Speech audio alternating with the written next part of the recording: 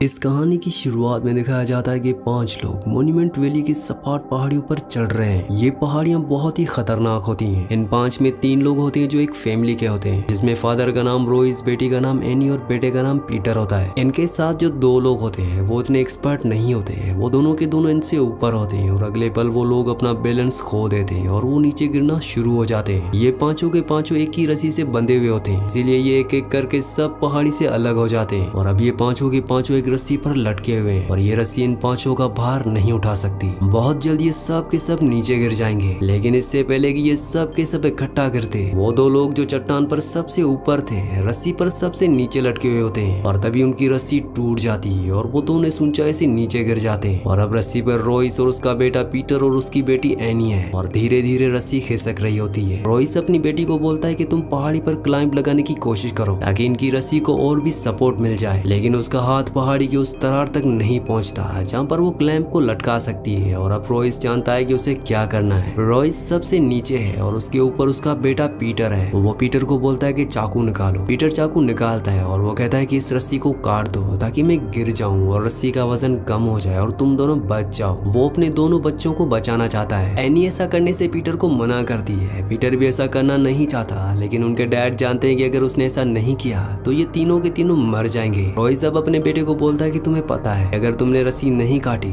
तो क्या होगा, और मजबूरी में पीटर को रस्सी काटनी पड़ती है। हालांकि एनी इसके खिलाफ होती है, पर अब रोइस की मौत हो जाती है। रोइस ने अपने बच्चों को बचाने के लिए अपने आप को कुर्बान कर दिया। अब 3 साल बाद ये दिखाया जाता है कि पीटर उस हादसे के बाद कभी पहाड़ नहीं चढ़ा। वो अब नेशनल जियोग्राफिक चैनल के लिए काम करता है और जब वो एक डॉक्यूमेंट्री शूट कर रहा होता है उसे पता चलता है कि एक टीम K2 के पहाड़ पर चढ़ने वाली है। K2 दुनिया की दूसरे नंबर की सबसे ऊंची पहाड़ी है और उसे ये भी पता चलता है कि इस टीम में एनी भी है, यानी कि उसकी बहन भी इस टीम में है। उसकी बहन अब एक बहुत ही फेमस माउंटेनियर है, उसका बहुत नाम है और वो अपनी बहन से मिलने जाता है। दरअसल आज भी उसकी बहन अपने फादर की मौत की वजह अपने भाई पीटर को समझती है। उसने आज तक उसे माफ नहीं किया। पीटर को पता चलता है कि 5 लोगों की टीम, जिसमें एक उसकी बहन भी है, K2 की पहाड़ी पर चढ़ेगी और ट्यूसडे तक उन्हें वहां पीक तक पहुंचना है। इन 5 में एक आदमी है जिसका नाम एलियट वेन है, जो कि बहुत अमीर आदमी है और उसने एक एयरलाइंस खरीदी है और ट्यूसडे को जब वो चोटी पर होगा तो उसकी एयरलाइंस की पहली फ्लाइट K2 की पहाड़ी पर ऊपर से गुजरेगी और इस वक्त वो वहां पर होगा। ये एक तरह की उसकी एयरलाइंस की प्रमोशन है जिसके लिए वो सबको अच्छे खासे पैसे देगा। अब जिस दिन इन्हें पहाड़ी पर चढ़ना होता है उससे एक रात पहले वो यहाँ पर अच्छी खासी पार्टी देता है और तभी यहाँ पर एक आदमी आता है। इस आदमी का नाम विक है, जो कि पहले भी K2 की पहाड़ी पर चढ़ चुका है। इससे यहाँ के चप्पे चप्पे के बारे में पता है। वो एलियट से पूछता है कि अगर ऊपर मौसम खराब हो गया तो तब तुम क्या करोगे। एलियट कहता है कि हमारे साथ मौसम का एक्सपर्ट है और अगले 2 महीनों तक मौसम खराब होने वाला नहीं है। विक कहता है कि अगर ऊपर मौसम खराब हो जाए तो इंसान वही मर जाते हैं। तुम में से कौन गॉड का रोल अदा करेगा, कौन ये फैसला करेगा कि कौन जिएगा और कौन मरेगा। एलियट कहता है कि टीम में जो सबसे बेहतरीन होता है वही टीम का लीडर होता है और हमारा लीडर टॉम है, क्योंकि वो इन सब में बेहतर होता है। विक वहाँ से चला जाता है और उसी रात को वो अपनी दाढ़ी काटता है और रात के अंधेरे में वो K2 की पहाड़ी चढ़ना शुरू कर देता है। अगले दिन ये पांचों के पांचों भी K2 की तरफ निकल पड़ते हैं और जब ये 26,000 फुट ऊंचाई पर पहुंच जाते हैं तो इन्हें रेडियो पर बताया जाता है कि तूफान आने का इम्कान है। इनका जो लीडर होता है जिसका नाम टॉम है, वो कहता है कि हमें वापस जाना चाहिए, लेकिन एलियट ऐसा करना नहीं चाहता। वो कहता है कि हम अपने पहले पड़ाव से सिर्फ 1 घंटे की दूरी पर हैं और वैसे भी तूफान बहुत धीरे धीरे बढ़ रहा है और हो सकता है कि वो उत्तर की तरफ मुड़ जाए, जैसा कि हमें रेडियो में बताया गया है, इसीलिए हमें आगे बढ़ना होगा। हालांकि टॉम आगे नहीं बढ़ना चाहता, लेकिन एलियट और एनी चाहते हैं कि उन्हें आगे बढ़ना चाहिए और ये पांचों के पांचों अब 26,000 फुट की ऊंचाई से और भी ऊपर बढ़ना शुरू कर देते हैं। और जब ये बात नीचे बेस कैंप में पीटर को पता चलती है कि वो तूफान की वार्निंग के बाद भी आगे बढ़ रहे हैं तो इस बात से वो परेशान हो जाता है और वो एक बार फिर से टॉम को बताता है कि साउथ से तुम्हारी और तूफान बढ़ रहा है और अगर तुम वापस नहीं आए तो तुम सब के सब फंस जाओगे। टॉम एलियट को कहता है कि हमें वापस चलना चाहिए, लेकिन एलियट टॉम को एक बार फिर से कन्विंस कर लेता है कि हमें आगे बढ़ना होगा। वो कहता है कि तुम 2 बार एवरेस्ट के ऊपर चढ़ चुके हो और आज अगर तुम उस तूफान के डर से, जिसके आने के चांसेस बहुत कम है, वापस लौट गए तो तुम्हें इस बात का दुख हमेशा रहेगा। और एक बार फिर से ये पांचों के पांचों आगे बढ़ना शुरू कर देते हैं और जब नीचे से दूरबीन से पीटर देखता है कि ये लोग अभी भी वापस नहीं आ रहे तो वो बहुत परेशान हो जाता है, क्योंकि इन पांचों में एक उसकी बहन भी है। अपने फादर को वो पहले ही खो चुका है, अब वो अपनी बहन को खोना नहीं चाहता। वहीं ऊपर पहाड़ पर जब ये पांचों लोग आगे बढ़ रहे होते हैं तभी वहाँ पर तूफान शुरू हो जाता है और ये तूफान इतना तेज होता है कि इन्हें आगे कुछ भी नहीं दिख रहा होता। ये सब धीरे धीरे आगे बढ़ रहे होते हैं और तभी एनी के पैरों के नीचे से बर्फ खिसक जाती है और वो 2 चट्टानों के बीच में गिरना शुरू हो जाती है। ये पांचों के पांचों रस्सी से बंधे हुए होते हैं, इसीलिए एनी के साथ साथ सब खींचे चले आते हैं। और जब एनी सरफेस से 2 फुट ऊपर होती है तो उसकी रस्सी अटक जाती है और अगले पल वो रस्सी टूट जाती है, जिससे एनी को चोट नहीं लगती। लेकिन अब वो एक खाई में फंस चुकी है। बाकी ऊपर 4 लोग ठीक होते हैं, लेकिन यहाँ पर तूफान होता है और अगले पल ऊपर से बहुत सारी बर्फ खिसक कर उनकी तरफ आना शुरू हो जाती है, जिस वजह से 2 लोग और उसी जगह फंस जाते हैं जहाँ पर एनी है और 2 लोगों की मौत हो जाती है। यानी कि उस खाई में अब ये 3 लोग फंस चुके हैं और ऊपर से वो खाई पूरी तरह से बर्फ से ढक चुकी है, यानी कि ये चाह कर भी ऊपर से नहीं निकल सकते। और अब यहाँ पर एनी, एलियट और टॉम तीनों फंस चुके हैं। वीडियो में आगे बढ़ने से पहले आप सबसे रिक्वेस्ट है कि मेरे 99% व्यूवर्स वीडियो तो देखते हैं लेकिन चैनल को सब्सक्राइब नहीं करते और ना ही वीडियो को लाइक करते हैं। तो आप सबसे रिक्वेस्ट है कि चैनल को सब्सक्राइब और वीडियो को लाइक लाजमी से कर दिया करें। नीचे से इनसे रेडियो से कांटेक्ट करने की कोशिश की जाती है, लेकिन इनसे किसी भी तरह का कोई भी कांटेक्ट नहीं होता क्योंकि इनके रेडियो पर सिग्नल नहीं होते। एनी को मोर्स कोड की लैंग्वेज आती है और उसके भाई को भी,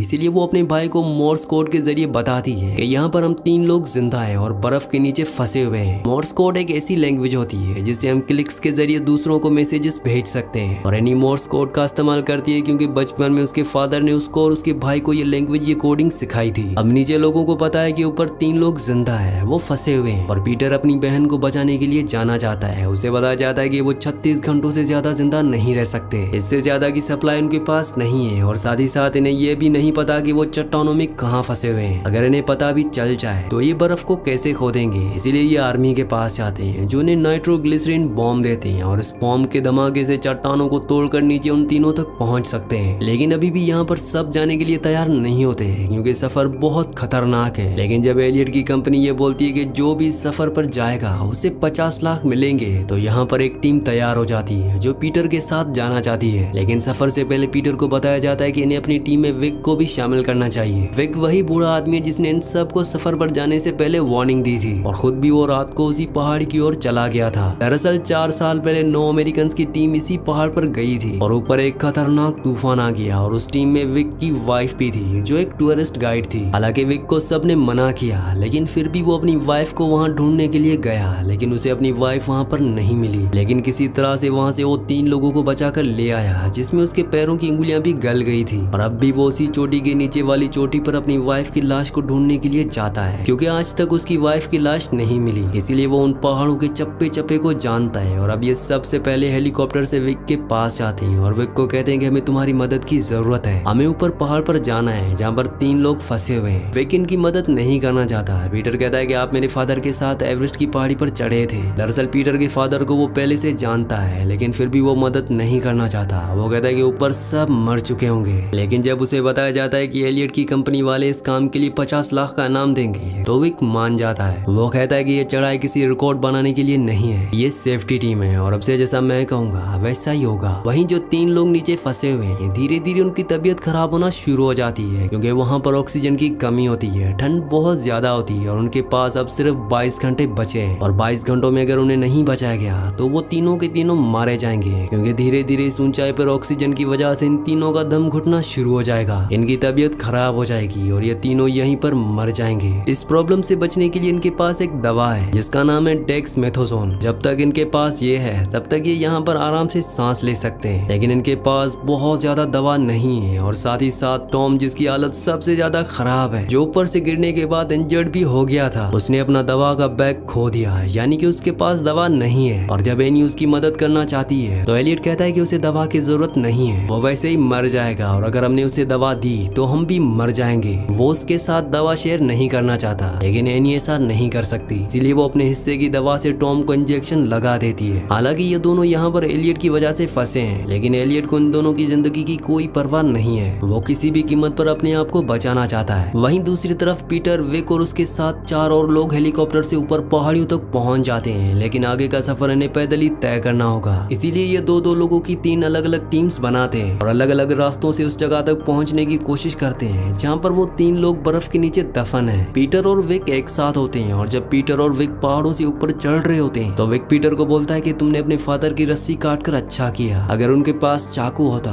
तो वो भी यही करते। हालांकि आज तक उसके दिल में ये गिल्ट होता है कि उसने अपने फादर की रस्सी काटी, इसीलिए उसने उस हादसे के बाद पहाड़ चढ़ना छोड़ दिया और आज वो कई सालों के बाद पहाड़ों पर चढ़ रहा है, वो भी सिर्फ अपनी बहन को बचाने के लिए। यहाँ से विक उन्हें इन्फॉर्म कर देता है कि हम तुम तीनों को बचाने के लिए जल्द से जल्द जल्द आ रहे हैं। विक एलियट को बिल्कुल भी पसंद नहीं करता क्योंकि वो जानता है कि वो एक अच्छा इंसान नहीं है। वहीं अब एनी की तबीयत खराब होना शुरू हो जाती है। टॉम उसे कहता है कि तुम्हें इंजेक्शन लेना चाहिए, लेकिन एलियट कहता है कि अब उसे इंजेक्शन नहीं मिलेगा क्योंकि मैंने उसे मना किया था कि वो तुम्हें इंजेक्शन ना दे। उसने तुम्हें इंजेक्शन दिया इसलिए अब उसे इंतजार करना होगा। एनी एलियट को कहती है कि तुम जिंदा रहना चाहती हो ना। वो देखो सामने एक बैग पड़ा है जिसके अंदर दवाई है, जाओ और उस बैग को ले आओ। दरअसल सामने एनी में से एक का बैग पड़ा होता है जिसके अंदर दवा है, लेकिन वहाँ पर जाना बहुत खतरनाक है क्योंकि वहाँ जाने पर इनकी जान भी जा सकती है। वो ऐसी जगह पर पड़ा होता है जहाँ से बैग लेना बहुत मुश्किल है और एलियट वहाँ पर नहीं जाना चाहता क्योंकि उसे अपनी जान से बहुत ज्यादा प्यार है। एनी डिसाइड करती है कि वो उस बैग को लेने के लिए जाएगी। वो वहाँ पर जाती है और अपनी जान पर खेलकर वो उस बैग को ले आती है। जब वो बैग को खोलकर देखती है तो उसके अंदर अभी भी दवा की 4 ट्यूब्स बाकी होती हैं। वो उसमें से एक इंजेक्शन टॉम को दे देती है। हालांकि एनी की तबीयत भी खराब है, लेकिन इतनी जल्दी वो भी इंजेक्शन नहीं ले सकती क्योंकि उसे अपने आप को जिंदा रखने के लिए इंजेक्शन की जरूरत होगी। वहीं बाहर 3 टीम्स में से एक टीम जिसमें एक लड़का और लड़की होते हैं जो इन्हें बचाने के लिए यहाँ पर आ रहे हैं। वहाँ पर लड़के का पैर स्लिप हो जाता है और वो चट्टान के किनारे से लटक जाता है। लड़की उसे बचाने की कोशिश करती है, लेकिन इस कोशिश में वो खुद भी चट्टान से लटक जाती है और तभी इनके बैग से बॉम्ब नीचे गिर जाता है। और जैसे वो नीचे गिरता है यहाँ पर एक बहुत ही बड़ा धमाका होता है। हालांकि इस धमाके में दोनों की जान बच जाती है। वो वापस ऊपर चला जाता है और तभी एक बर्फ का सैलाब उसकी तरफ आता है जो उसे अपने साथ बहाकर ले जाता है, जिससे उसकी मौत हो जाती है। लड़की की जान बच जाती है क्योंकि उस वक्त वो चट्टान पर लटकी हुई थी और कुछ ही देर बाद वो पीटर तक पहुंच जाती है। अब यहाँ पर बहुत बड़ा धमाका हुआ होता है, इसलिए नीचे आर्मी ने इन्फॉर्म करती है कि इस बॉम्ब को धूप में मत रखना, नहीं तो ये अपने आप ही फट जाएगा। और जब ये बात पीटर को और विक को पता चलती है तो वो अपना बैग छांव में ले जाते हैं और उसके ऊपर बर्फ डाल देते हैं। और अब ये इन्फॉर्मेशन वो अपनी दूसरी टीम को, जिसमें 2 लोग हैं, उन्हें भी बता देते हैं। वो भी अपना बैग छांव में ले जाते हैं, लेकिन उनके बैग में जो बॉम्ब होता है उससे नाइट्रोग्लिसरीन लीक हो रहा होता है, जिसकी वजह से वहाँ पर ब्लास्ट होता है और इन दोनों की मौत हो जाती है। अब यहाँ पर ब्लास्ट की वजह से बहुत सारी बर्फ छट जाती है और उसी बर्फ के अंदर से एक औरत की डेड बॉडी विजिबल होती है और ये और कोई नहीं बल्कि विक की वाइफ है, जिसकी मौत आज से 4 साल पहले एक बर्फ के तूफान में यही इन पहाड़ों पर हो गई थी। और पिछले 4 सालों से वो अपनी वाइफ की डेड बॉडी को ढूंढ रहा होता है। वो अपनी वाइफ के गाल पर हाथ लगाता है और उसके गले में जो अंगूठी होती है वो उसे अपने हाथ में पहन लेता है। इसके बाद वो बर्फ में कुछ ढूंढने लगता है और तभी पीछे से पीटर आता है। वो उसे एक बॉक्स दिखाता है। वो कहता है कि क्या तुम इससे ढूंढ रहे हो। विक उसे वो बॉक्स ले लेता है। उसे खोलकर देखता है तो उसके अंदर दवा नहीं होती। दरअसल ये उसकी वाइफ का बॉक्स होता है और उसके अंदर डेक्स दवा थी। 4 साल पहले जब उसकी वाइफ इन पहाड़ों पर तूफान में फंस गई थी तो उसकी दम घुटने की वजह से मौत हो गई और अगर उसे डेक्स दवा दी जाती तो उसकी मौत नहीं होती। हालांकि विक अपनी वाइफ को बचाने के लिए आया था, लेकिन तब तक बहुत देर हो चुकी थी और उसने यहाँ से 3 लोगों को बचाया था और उन तीनों में एक एलियट भी था जो उसकी वाइफ के साथ ही था। और उसने अपने इंटरव्यू में कहा था कि उनकी दवा का बॉक्स खो गया था, लेकिन विक जानता था कि वो झूठ बोल रहा है। और अब जब उसे बॉक्स मिल गया है उसके अंदर एक भी दवा नहीं है। इसका मतलब ये था कि सारी की सारी दवा एलियट ने खुद ले ली थी। उसने विक की वाइफ को दवा नहीं लेने दी, जिसकी वजह से दम घुटकर उसकी मौत हो गई।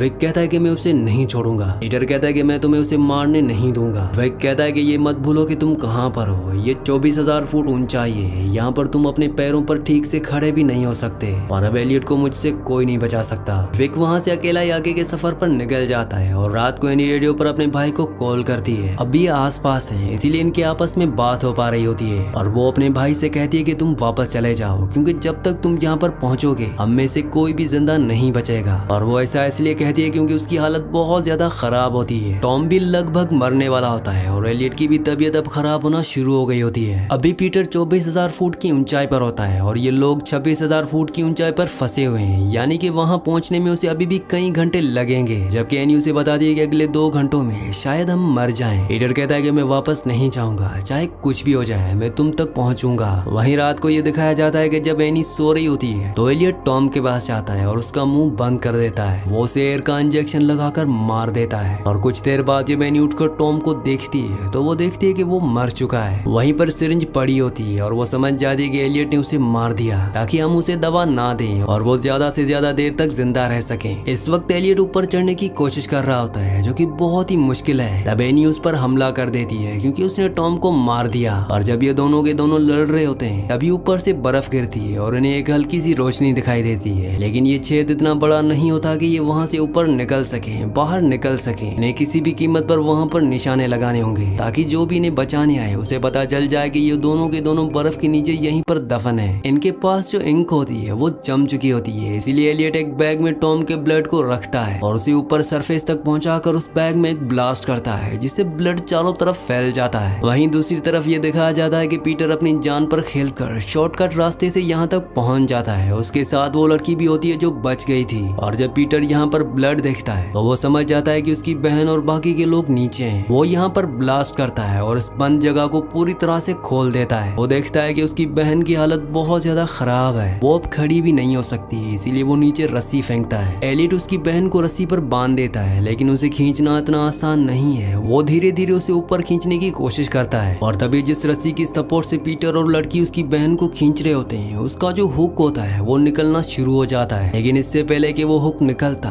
उसे पैर से कोई दबा देता है और ये विक होता है। विक भी यहाँ पर पहुंच चुका है। विक एनी को वापस नीचे रखता है और वो खुद नीचे जाने लगता है। पीटर उसे मना करता है। पीटर को पता है कि वो एलियट को मार देगा। विक जब नीचे जाता है तो एलियट उस पर हमला करता है क्योंकि वो जानता है कि विक को पता है कि उसकी वाइफ की मौत की वजह वही है और वो उसे यहाँ पर मार देगा। लेकिन विक उसे मारता नहीं बल्कि उसकी कमर पर हुक लगा देता है, यानी कि उसने उसे नहीं मारा। हालांकि उसके पास मौका भी होता है और अब ये सब के सब एक ही रस्सी पर बंधे हुए हैं और पीटर धीरे धीरे अपनी बहन को खींचना शुरू करता है। लेकिन इससे पहले कि उसकी बहन ऊपर पहुंचती, जिस जगह पर विक और एलियट खड़े होते हैं वो पूरी की पूरी नीचे धंस जाती है और नीचे बहुत गहरी खाई है और अब ये चारों के चारों एक ही रस्सी पर लटक चुके हैं। ऊपर सिर्फ एक लड़की है और वो इन चारों को ज्यादा देर तक होल्ड नहीं कर सकती और ना ही ऊपर खींच सकती है। विक अपनी जेब से चाकू निकालता है। पीटर समझ जाता है कि वो क्या करने वाला है क्योंकि उसके डैड ने भी कुछ ऐसा ही किया था। पीटर उसे मना करता है। वह कहता है कि कोई भी चारा नहीं है। एलियट विक के नीचे रस्सी पर लटका होता है और वो चीख रहा होता है, चिल्ला रहा होता है कि ऐसा मत करना, क्योंकि उसे अपनी जिंदगी से बहुत प्यार है। लेकिन वो रस्सी को काट देता है और वो दोनों के दोनों उस गहरी खाई में कहीं गुम हो जाते हैं। पीटर अपनी बहन एनी को और अपने साथ जो लड़की होती है उन दोनों को लेकर नीचे बेस कैंप तक पहुंच जाता है। हालांकि एनी की तबीयत अभी भी खराब होती है लेकिन धीरे धीरे वो रिकवर हो जाएगी और इन दोनों भाई बहन के बीच में जितने भी गिले शिकवे होते हैं वो सब दूर हो चुके हैं। एनी अपने भाई पीटर को कहती है कि अगर आज डैड जिंदा होते हैं तो उन्हें तुम पर प्राउड होता। हालांकि तुम्हें वो डांटते लेकिन तुम पर प्राउड होता। पीटर अपनी बहन को फोरहेड पर किस करता है और वहां से बाहर चला जाता है और वहां पर वो पत्थरों का एक साइन बनाता है जिस पर उन सभी लोगों के नाम होते हैं जो इस पूरे मिशन में मर गए थे। इसी सीन के साथ इस मूवी का एंड हो जाता है। अगली कहानी आप किस मूवी पर सुनना चाहते हैं मुझे नीचे कमेंट्स में जरूर बताना है क्योंकि मैं आपके कमेंट्स पढ़ता हूँ और आपके प्यार कमेंट्स का बहुत बहुत शुक्रिया।